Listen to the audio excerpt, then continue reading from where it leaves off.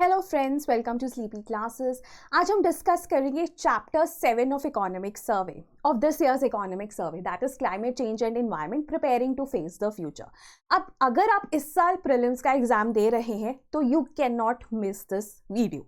अगर आपने already economic survey पढ़ लिया है देन तो चाहे आप मिस कर भी दें, बट अगर आपने नहीं पढ़ा है तो एटलीस्ट इस वीडियो को देख लीजिए। जो हम पीडीएफ प्रोवाइड करेंगे उसको एक बार देख लीजिए, even if you don't want to read the whole chapter, because जितनी भी इंपॉर्टेंट टर्म्स हैं वो मैंने इस वीडियो में कवर कर दी है। अब कुछ चीज़ें हैं जैसे COP27 हो गया, प्रोजेक्ट चीता हो गया, उन पे ऑलरेडी डिटेल्ड वीडियोस हैं, उनके लिंक्स मैं लगा दूंगी, और अगर आपने अभी तक वो नहीं देखी हैं तो उन्हें भी ज़रूर देख लीजिएगा। तो शुरुआत करते हैं आज की वीडियो के साथ। अब इसमें ना सबसे पहली बात पता है क्या की है कि टोटल ग्लोबल एमिशंस या cumulative global emissions. Cumulative global emissions का क्या मतलब होता है कि जब इंडस्ट्रियल रेवोल्यूशन हुआ था, जब से एमिशंस हुई हैं, स्टार्ट हुई हैं, से लेकर अब तक इंडिया का क्या कंट्रीब्यूशन है। इंडिया का कंट्रीब्यूशन है सिर्फ 4%, राइट। सबसे ज्यादा कंट्रीब्यूशन किसका है? यूएसए का, ठीक है। कितना है? 25%। उसके बाद ईयू और चाइना आते हैं,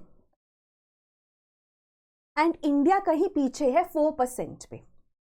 अगर मैं प्रेजेंट ईयर की बात करूं तो सबसे ज्यादा एमिशंस कौन कर रहा है? China, followed by USA, followed by India. तो India presently has become the third largest emitter, but per capita emissions में वो अभी भी पीछे है। अब पर कैपिटा एमिशंस की अगर मैं बात करूं तो दुनिया भर में जो एवरेज है ना वो है हमारे पास 6.3 tons carbon dioxide equivalent. Average है ये, मतलब यूएसए तो इससे बहुत ज्यादा 14 कुछ कर रहा है, लेकिन एवरेज इतना है। और इंडिया का पता है कितना है? 2.4, ठीक है। इंडिया का है 2.4 tons of carbon dioxide equivalent. तो एवरेज में भी इंडिया पीछे है पर कैपिटा एमिशंस में, और इंडिया पीछे है क्यूमुलेटिव ग्लोबल एमिशंस में।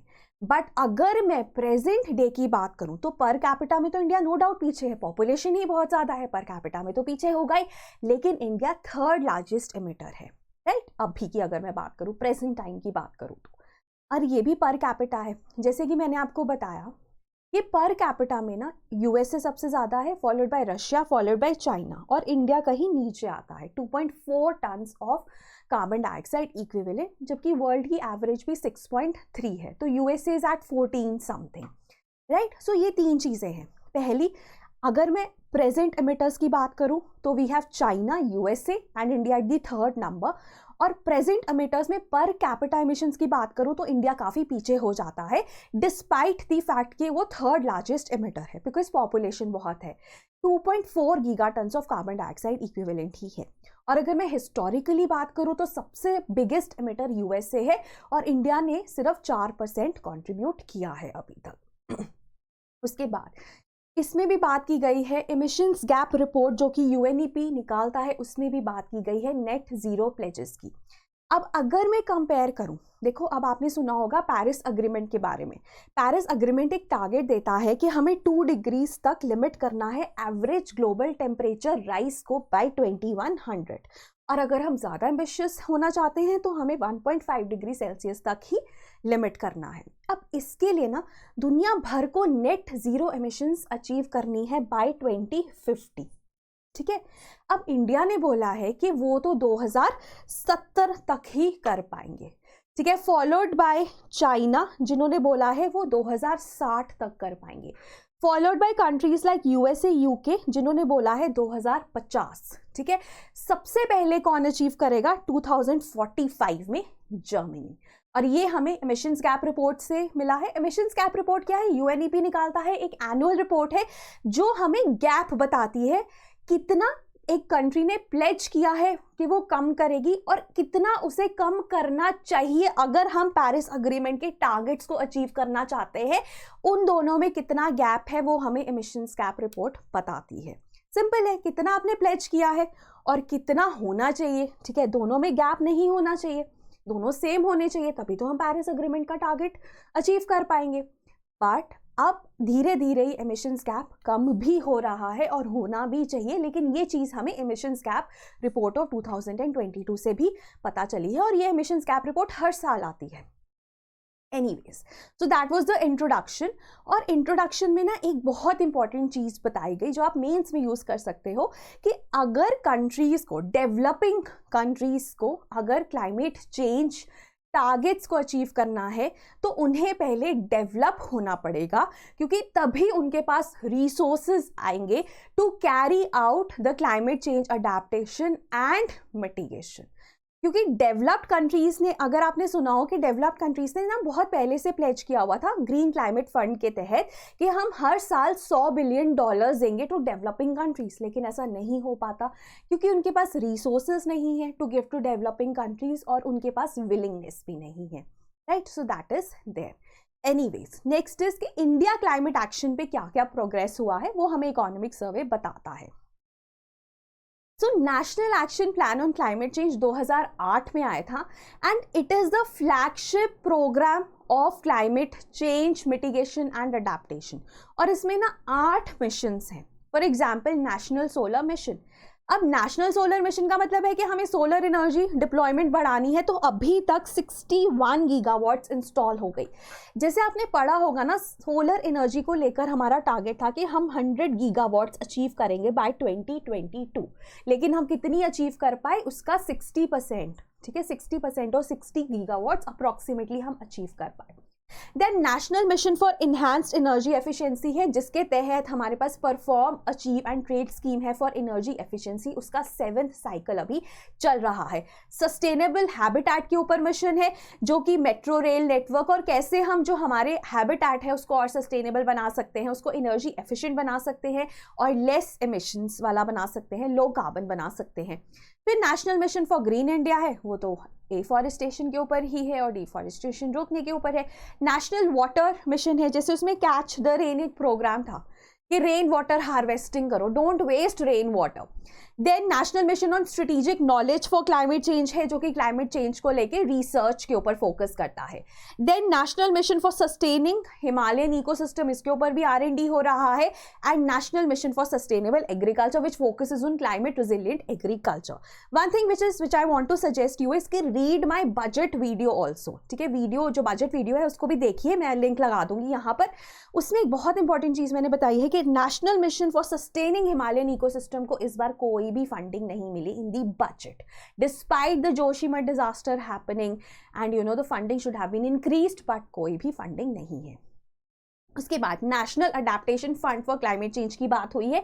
ये एक सेंट्रल सेक्टर स्कीम है, 2015-16 में आई थी और जैसे कि आपको नाम से पता चल रहा है ये अडेप्टेशन पे फोकस करती है, ठीक है, सिर्फ अडेप्टेशन पे फोकस करती है और ये प्रोजेक्ट मोड में इंप्लीमेंट की जाती है कि अभी भी जैसे 28 प्रोजेक्ट्स चल रहे हैं इस फंड के अंदर कि डिफरेंट प्रोजेक्ट्स जो कि इंश्योर करें कि अडेप्टेशन हो रही है, उसके ऊपर ये फंड फोकस करता है। सेंट्रल सेक्टर स्कीम का मतलब क्या है मुझे कमेंट्स में ज़रूर बताइए और मुझे ये भी बताइए कि हमारे देश में क्या कोई ऐसा फंड है जो अडेप्टेशन और मिटिगेशन दोनों पे फोकस करता है।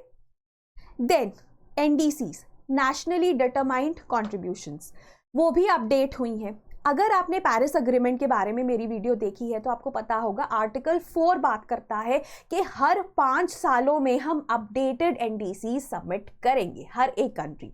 तो इंडिया ने पहले NDC सबमिट किए थे, अब इंडिया ने लेटली अपडेटेड NDCs भी सबमिट किए हैं इन अगस्त 26, 2022।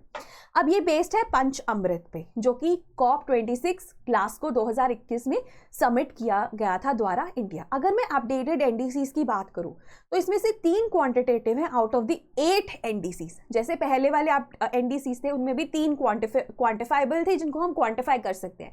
जैसे कि एक था कि हमें एमिशंस इंटेंसिटी ऑफ GDP को रिड्यूस करना है बाय 45% ऑफ द 2005 लेवल, ठीक है, बाय 2030। कब तक करना है? 2030 तक। किस लेवल से हमें 45% कम करना है? 2005 के लेवल से, ठीक है। और पहले ये टारगेट था 33 to 35% और ऑलरेडी हम 24% ये अचीव कर भी चुके हैं। उसके बाद 50% of cumulative electric power should come from non fossil fuel based energy resources, ठीक है, चाहे वो हमारे पास हाइड्रो इलेक्ट्रिक हो, न्यूक्लियर हो या रिन्यूएबल एनर्जी हो। और तीसरा सेम है, तीसरे को अपडेट नहीं किया गया, 2.5 to 3 billion turns of carbon dioxide equivalent का हमें एडिशनल कार्बन सिंक बनाना है, और वो कैसे बना सकते हैं, फॉरेस्ट और ट्री कवर को इन्हांस करके। तो ये हमारे 3 क्वांटिफाइबल अपडेटेड एनडीसीज है। देन फॉरेस्ट और ट्री कवर के बारे में क्या बोलता है इकोनॉमिक सर्वे, ये कहता है कि इंडिया 3rd रैंक करता है with respect to net gain in average annual forest area between 2010 to 2020। मतलब हमारा third in the world increase हुआ है rank in annual forest area increase. ठीक है, अब ये ग्रीन इंडिया मिशन की वजह से हुआ है, नेशनल एफॉरेस्टेशन प्रोग्राम, कैंपा, इन सब पॉलिसीज की वजह से इंक्रीज हुआ है, राइट। उसके बाद कार्बन स्टॉक भी हमारा काफ़ी ज़्यादा इंक्रीज हुआ है ऑफ फॉरेस्ट। कार्बन स्टॉक क्या होता है, फॉरेस्ट का कार्बन स्टॉक क्या होगा कि कितना कार्बन फॉरेस्ट में है जो कि एटमॉस्फेयर से सिक्वेस्टर किया गया है by the trees in forest by photosynthesis. अब आपको पता है पेड़ फोटोसिंथेसिस करते हैं, एटमॉस्फेयर से कार्बन डाइऑक्साइड को कन्वर्ट करते हैं फूड में और स्टोर कर लेते हैं, है ना, सॉइल में स्टोर कर लेते हैं, अपनी प्लांट बॉडी में स्टोर कर लेते हैं, तो उसको कार्बन स्टॉक कहा जाता है। तो वो भी बढ़ा है। जब फॉरेस्ट कवर बढ़ेगा तो carbon stock in forest cover भी बढ़ेगा। अब इसमें ना इंडियन स्टेट्स में अगर मैं बात करूं, सबसे ज्यादा कार्बन स्टॉक कौन सी स्टेट में है in forest, it is in Arunachal Pradesh followed by Madhya Pradesh. ठीक है, और अगर मैं पर हेक्टेयर की बात करूं तो सबसे ज्यादा JNK में है, followed by Himachal, followed by Andaman and Nicobar islands. Then Ramsar sites, 75 Ramsar sites है इंडिया में in the 75th year of independence. Mangrove cover की बात करूँ तो वो भी इंक्रीज हुआ है। ठीक है, और मैंग्रोव कवर में ना हमारे पास प्रमोशनल मेजर्स भी हैं और रेगुलेटरी मेजर्स भी हैं। अगर मैं प्रमोशनल मेजर्स की बात करूँ तो क्या चीज़ प्रमोट करती है, जैसे हमारे पास नेशनल कोस्टल मिशन प्रोग्राम है, क्योंकि मैंग्रोव्स कोस्टल एरियाज में होते हैं, इंटर टाइडल एरियाज में होते हैं। और अगर मैं रेगुलेटरी मिशंस की बात करूँ तो हमारे पास CRZ है, कोस्टल रेगुलेशन जोन नोटिफिकेशन, जो कि EPA के तहत है, और वाइल्ड लाइफ प्रोटेक्शन एक्ट। ठीक है, सो काफ़ी एक्ट्स हैं जो कि रेगुलेट करती हैं मैंग्रोव्स को, और मैंग्रोव कवर भी कंटिन्यूसली इंक्रीज हुआ है। Then river conservation and rejuvenation, अब ये बात करता है कि कन्वर्जिंग द 5 P's। ठीक है, ये वाले एट द सेम टाइम जो रिवर कंजर्वेशन है एंड रिजुविनेशन है, that is also taking place with the help of technical and financial assistance through various schemes, जैसे Namami Gange for river Ganga and national river conservation plan for other rivers. और जो नमामि गंगे है वो central sector scheme है, जो national river conservation plan है वो centrally sponsored scheme है, राइट। उसके बाद रिन्यूएबल एनर्जी के बारे में क्या कहता है इको सर्वे, रिन्यूएबल एनर्जी के बारे में कहता है कि अगर मैं थर्मल की बात करूँ ना तो मोर और लेस वो कांस्टेंट है, बाकी जो रिन्यूएबल एनर्जी है उसमें हमने इंक्रीज देखा है over a period of time. और टारगेट हमारा 40% था जो हमारे NDCs 2015 में सबमिट किए गए थे, अभी वो टारगेट 50% हो गया है, पहले हमारा टारगेट 40% था। और इन्वेस्टमेंट्स की बात करूँ, ये चार्ट इन्वेस्टमेंट्स की बात करता है। देखो इन्वेस्टमेंट्स ना बाकी मोरलेस स्टेबल है, कोविड के टाइम पे काफ़ी ज़्यादा गिर गई थी, जो कि ऑब्वियस भी है। उसके बाद ये ग्राफ हमें बताता है 2029-30 में कितनी हमारी कैपेसिटी का क्या मिक्सचर रहेगा। सो इसमें अगर मैं बात करूँ तो वो देखो, अगर हम बात करें ना सोलर की और हमारे पास जो कोल वगैरह है तो इसका अप्रॉक्सीमेटली सेम रहेगा विथ सोलर इंक्रीजिंग। ठीक है, और ये भी कहते हैं कि 2029-30 में ना जो इमिशंस डिक्लाइन होगा because of shift to renewable, that would be considerable, जैसे 29% इमिशंस जो है वो डिक्लाइन हो जाएंगी। तो ये बहुत अच्छी बात है कि आप रिन्यूएबल को अडॉप्ट कर रहे हैं और इमिशंस डिक्लाइन हो रही है, very good news for the climate change. उसके बाद इको सर्वे बात करता है नेशनल ग्रीन हाइड्रोजन मिशन की। 2030 तक हमें 5 million metric tons of green hydrogen हर साल बनाना है। ये बनाएंगे हम 8 लाख करोड़ की इन्वेस्टमेंट के साथ, जिसके लिए इस साल बजट में 19,000 crore has been earmarked. 6 lakh jobs create होंगी, इंडिया सेल्फ सफिशिएंट हो जाएगा। ठीक है, और ग्रीन हाइड्रोजन के लिए ना इको सर्वे एक बात करता है कि हमें बहुत ज़रूरी है कि हम इलेक्ट्रोलाइजर्स को मैन्युफैक्चर करना शुरू कर दें, that is the most important thing. उसके बाद ना एक बहुत इंपॉर्टेंट कॉन्सेप्ट है लेवलाइज्ड कॉस्ट ऑफ हाइड्रोजन। ये कहीं भी नहीं है, ये सिर्फ इको सर्वे में है, तो इसलिए ये इंपॉर्टेंट हो जाता है। लेवलाइज्ड कॉस्ट ऑफ हाइड्रोजन जिसकी इको सर्वे बात करता है वो क्या है कि कितनी कॉस्ट लगती है to produce 1 kg of green hydrogen. ठीक है। अब इसमें ना इनपुट कॉस्ट वगैरह तो है ही, उसके अलावा आप कॉस्ट लेते हो of the investment required and the operational cost required. उन दोनों को मिलाकर और इनपुट कॉस्ट सबको मिलाकर कितनी कॉस्ट है, वो है levelised cost of hydrogen. So 1 kilogram of hydrogen को प्रोड्यूस करने के लिए हमें कितनी कॉस्ट चाहिए, including the cost of investment, जो आप सारा इंफ्रा बनाओगे, इलेक्ट्रोलाइजर्स लेकर आओगे, उसकी कॉस्ट और ऑपरेशनल कॉस्ट। और इको सर्वे कहता है कि जो ग्रे हाइड्रोजन की कॉस्ट है, ग्रीन हाइड्रोजन की cost over a period of time कम होनी चाहिए, तभी तो लोग बाय करेंगे ग्रीन हाइड्रोजन को। Otherwise you are enticed to buy grey hydrogen only, and that is what levelised cost of hydrogen is. ठीक है, तो ये चीज है। उसके बाद इको सर्वे बात करता है रेयर अर्थ एलिमेंट्स और क्रिटिकल मिनरल्स। अब आपको पता है हमें इलेक्ट्रिक व्हीकल्स बनाने हैं, हमें बैटरीज बनानी है, हमें सोलर पावर और विंड पावर को हार्नेस करना है। उसके लिए ना हमें ये रेयर अर्थ मिनरल्स और रेयर अर्थ एलिमेंट्स और क्रिटिकल मिनरल्स चाहिए। जैसे ईवी की मैं बात करूं तो 6 गुना मिनरल्स चाहिए compare to a conventional car, and an onshore wind plant requires 9 times than a gas fired plant. तो इनकी जो डिमांड है वो बढ़ जाएगी। जैसे ये कुछ मिनरल्स मेंशन्ड हैं जो बैटरी परफॉर्मेंस, लॉन्जिविटी और एनर्जी डेंसिटी के लिए इंपॉर्टेंट है। Then there also essential for permanent magnets, जो कि ईवी मोटर्स और विंड टर्बाइंस में यूज करते हैं। सो बेसिकली इनकी डिमांड बढ़ जाएगी। अब प्रॉब्लम क्या है कि ये कॉन्सेंट्रेटेड है, ये बहुत ही कम कंट्रीज में हमें ये मिलते हैं, और उनसे भी कम कंट्रीज में टेक्नोलॉजी है इनको हार्नेस करने की। अब पूरी दुनिया में डिपेंडेंसी बढ़ रही है, तो हमें भी इनको हार्नेस करने के लिए we need to take certain measures, क्योंकि ईवीज भी हमें चाहिए और हमें रिन्यूएबल एनर्जी भी चाहिए। सो उसके लिए जो मिनिस्ट्री ऑफ माइंस है ना, उन्होंने एक जॉइंट वेंचर कंपनी बनाई है, काबिल। अब काबिल का क्या है, ओवरसीज मिनरल असेट्स जो हैं उनको आइडेंटिफाई करना और उनको अक्वायर करना। That is the main mandate of काबिल। इनफैक्ट गवर्नमेंट ऑफ इंडिया, काबिल और गवर्नमेंट ऑफ ऑस्ट्रेलिया ने भी एक MOU साइन किया था कि वहां पर हम स्ट्रेटेजिक और क्रिटिकल मिनरल्स के लिए माइनिंग और प्रोसेसिंग कर सकते हैं। उसके बाद इको सर्वे में बात होती है लॉन्ग टर्म लो इमिशंस डेवलपमेंट स्ट्रेटेजी की। ठीक है, अब ये जो है COP27 में इंडिया ने दी थी कि कैसे हम लो इमिशंस के साथ डेवलपमेंट इंश्योर कर सकते हैं। तो उन्होंने नेशनल हाइड्रोजन मिशन की बात करी, ठीक है, न्यूक्लियर कैपेसिटी को इंक्रीज करने की बात करी by 2032, ethanol blending target of 20% by 2025, EVs को बढ़ाने की बात करी, पब्लिक ट्रांसपोर्ट को बढ़ाने की बात करी, क्लाइमेट फाइनेंस को बढ़ाने की बात करी। सो that is what the main thing about LTLED is. फिर फाइनेंस कहां से आएगा अभी सस्टेनेबल डेवलपमेंट के लिए? फाइनेंस आएगा ग्रीन बॉन्ड से। ग्रीन बॉन्ड्स क्या है? डेट इंस्ट्रूमेंट्स, ठीक है, जो कि इन्वेस्ट करते हैं environmentally sustainable and climate suitable projects में। और अगर मैं ग्रीन बॉन्ड्स की बात करूं ना, सबसे ज्यादा ग्रीन बॉन्ड्स यूके में आप देखते हो, followed by France, Italy. India ने भी रिसेंटली सॉवरेन ग्रीन बॉन्ड्स को इशू करने की बात करी।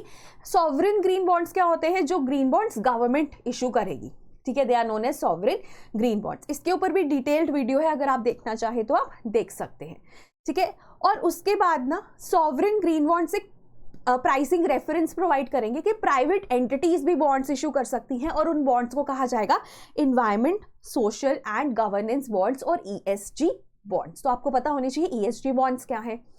उसके बाद रेगुलेटरी फ्रेमवर्क के लिए हमारे पास सेबी का फ्रेमवर्क है, ठीक है, that is obvious, SEBI he framework देगा। और इनफैक्ट ना सेबी की एक बोर्ड मीटिंग हुई थी जिसमें ना ग्रीन डेट सिक्योरिटी की डेफिनेशन को एक्सपैंड किया गया। मतलब उसमें ना pollution prevention and control, eco efficient products was also included besides the renewable energy and those things, and to introduce the concept of blue bonds. Blue bonds are related to water management and marine sector. Yellow bonds related specifically to solar energy, and transition bonds which will help in clean energy transition. So they have also been introduced. तो दो ये important चीजें हैं। Then investing in resilience for sustainable development. अब ये क्या है? सेबी ने बोला है कि अगर if you are early adopters of sustainability, then you need to report that. ठीक है, so it has been one of the early adopters of sustainability reporting. तो जितनी भी top 10 listed entities है ना, they have to mandatorily disclose their ESG related disclosures. तो ये पहले 100 था, फिर 500 किया सेबी ने, फिर 1000 कर दिया। उसके बाद सेबी ने एक business responsibility and sustainability report की भी बात कही है। सो that is also regarding the sustainability reporting requirements, ठीक है, तो वो है। और BSR जो BRSR है, business responsibility and sustainability report, ये भी टॉप 1000 लिस्टेड एंटिटीज देंगी। देन COP27 आपको पता है शर्म एल शेख इजिप्ट में हुई और इंडिया ने भी पार्टिसिपेट किया और इंडिया ने फोकस किया ऑन लाइफस्टाइल फॉर एनवायरनमेंट, कि हमें माइंडलेस वेस्टेज नहीं करनी है, हमें माइंडफुल यूटिलाइजेशन करनी है, सस्टेनेबल डेवलपमेंट पे फोकस करना है, सर्कुलर इकोनॉमी पे फोकस करना है। उसके बाद जो COP27 का मेन डिसीजन था ना, उसको शर्म एल शेख इम्प्लीमेंटेशन प्लान या अडेप्टेशन प्लान कहा जाता है, और उसमें भी ब्रॉडली बात की गई है सस्टेनेबल लाइफस्टाइल्स के ऊपर आने की and all of that. COP27 में लॉस एंड डैमेज के लिए पहली बार फंड बनाने की भी बात की गई है। उसके बाद अगर हम इंडिया के इनिशिएटिव्स देखें तो इंडिया ने क्या क्या इनिशिएटिव्स लिए हैं, इंटरनेशनल सोलर अलायंस है, which is a treaty based intergovernmental organisation जो कि काम कर रही है to tap the benefits of solar energy at the global level. उसके लिए ISA चाहता है कि $1 ट्रिलियन की इन्वेस्टमेंट वो अनलॉक करे by 2030। In fact it is the first international intergovernmental body जो कि इंडिया में बेस्ड है। CDRI भी इंडिया का इनिशिएटिव है, Coalition for Disaster Resilient Infrastructure, जो इंडिया ने क्लाइमेट एक्शन समिट 2019 में लॉन्च किया था, and it is just to ensure कि जो आपका इंफ्रास्ट्रक्चर है वो रिजिलियंट हो to climate and disaster risk. That is the main purpose. Leaders for Industry Transition, ये भी इंडिया और स्वीडन ने लॉन्च किया था Climate Action Summit in 2019 and it is supported by World Economic forum. और इसका काम क्या होगा, ट्रांजिशन करना इंडस्ट्रीज की, जो एनर्जी इंटेंसिव इंडस्ट्रीज है ना, जैसे आयरन एंड स्टील, उनको लो कार्बन पाथवे की तरफ लेकर जाना। देन बायोडाइवर्सिटी के केस में इंडिया सेलिब्रेट करता है इंटरनेशनल डे फॉर बायोडाइवर्सिटी, 2022 में भी किया था 22 मई को। उसके बाद ना दुनिया में टोटल 17 मेगा डाइवर्स कंट्रीज है, अब उनमें दुनिया में इंडिया का रैंक 8th है और एशिया में 4th है। इंडिया में बायोडाइवर्सिटी एक्ट भी है जिसको बायोलॉजिकल डाइवर्सिटी एक्ट भी कहा जाता है, और इंडिया एंड नेपाल ने MOU भी साइन किया है ऑन बायोडाइवर्सिटी कॉन्जर्वेशन। तो ये सब मेंशन्ड है इको सर्वे में। उसके बाद वाइल्ड लाइफ की अगर मैं बात करूं तो we have Wildlife Protection Act, ठीक है। उसके बाद 53 टाइगर रिजर्व्स है इंडिया में 18 स्टेट्स में, और इंडिया में ना 75% of tiger population in the world है, मतलब दुनिया भर में जितने टाइगर्स हैं उसका 75% आपको इंडिया में मिलता है। और इंडिया ने ना एक हमारे पास टारगेट था TX2, मतलब T/2, मतलब 2010 में जितनी टाइगर पॉपुलेशन थी ना उसको 2022 तक हमें डबल करना था। इंडिया ने ये 2018 में ही अचीव कर लिया, डबलिंग, ठीक है। It was adopted at Saint Petersburg summit which took place in 2010 in Russia, और इंडिया ने इसको 4 साल पहले ही अचीव कर लिया था। अब आप पूछोगे 2010 और 2022 का क्या सिग्निफिकेंस है, दोनों इंटरनेशनल ईयर ऑफ टाइगर है। उसके बाद कंजर्वेशन अश्योर्ड जो हमारे पास स्टैंडर्ड्स रहते हैं, वो 17 tiger reserves have that CATS एक्रीडिशन, और 2 को तो इंटरनेशनल TX2 अवार्ड भी मिला है, सत्यमंगलम इन Tamil Nadu and Pilibhit in UP, right. उसके बाद एशियाटिक लायंस भी इंडिया में मिलते हैं, 674 हैं, और सिर्फ इंडिया में ही मिलते हैं गिर रीजन में, ग्रेटर गिर रीजन में। लेपर्ड्स में भी 60% इंक्रीज देखा गया है, और एलिफेंट्स में भी दुनिया भर में 50 से 60 हज़ार एलिफेंट्स हैं, जिनमें से 60% आपको इंडिया में मिलते हैं। और इंडियन एलिफेंट ना पहले अपेंडिक्स 2 में आता था CMS के, अब वो अपेंडिक्स 1 में आया after a COP which took place in Gandhinagar in Gujarat in India basically. उसके बाद ना वाइल्ड लाइफ प्रोटेक्शन एक्ट की अमेंडमेंट की भी बात की जा रही है, 6 शेड्यूल्स को रैशनलाइज किया जा रहा है, ठीक है। 2 शेड्यूल्स ही होंगे फॉर स्पेशली प्रोटेक्टेड एनिमल्स, ठीक है, जैसे कि आपको पता है वर्मिन वाला रिमूव हो जाएगा और एक साइट्स की स्पीशीज के लिए होगा, तो टोटल 4 शेड्यूल्स होंगे और एक प्लांट वाला होगा। देन वेस्ट मैनेजमेंट की बात की जाती है इसमें। वेस्ट मैनेजमेंट में आपको पता है लिटर्ड प्लास्टिक वेस्ट इंडिया में भी बहुत होता है, तो plastic waste management amendment rules के जिसके तहत बैन किया गया सिंगल यूज प्लास्टिक आइटम्स को फ्रॉम जुलाई 1, 2022, ठीक है, जिनकी लो यूटिलिटी और हाई लिटरिंग पोटेंशियल था बेसिकली उन्हें। और 5th UNEP जो कि नायरोबी में हुई थी, that also adopted a resolution and plastic pollution towards an international legally, ठीक है। उसके बाद बैटरी वेस्ट मैनेजमेंट रूल्स 2022 में नोटिफाई किए गए, जो कि 2001 के रूल्स को रिप्लेस करेंगे, और ये ईवीज, पोर्टेबल बैटरीज, किसी भी तरह की बैटरी के लिए थे। EPR इसमें भी लागू होता था। And then e waste management rules were also notified in 2022, जो कि 2016 के रूल्स को वेस्ट करेंगे। एंड ये भी हमने डिटेल में कवर किया हुआ है, अगर आप देखना चाहें तो आप देख सकते हैं, right. So this was regarding the important pointers from this chapter. Pre के लिए तो इंपॉर्टेंट है ही, मेंस में भी आप कुछ कुछ फैक्ट्स, कुछ कुछ जो हमारे पास ग्राफ्स है उनको बना सकते हो, उनको कोट कर सकते हो। अब नेक्स्ट मैं एक अनाउंसमेंट करना चाहती हूँ, हमारा करंट अफेयर्स का प्रोग्राम। अब देखो, जो हमारा करंट अफेयर्स का प्रोग्राम है ना, this is there for 2023 aspirant as well as for 2024 aspirants.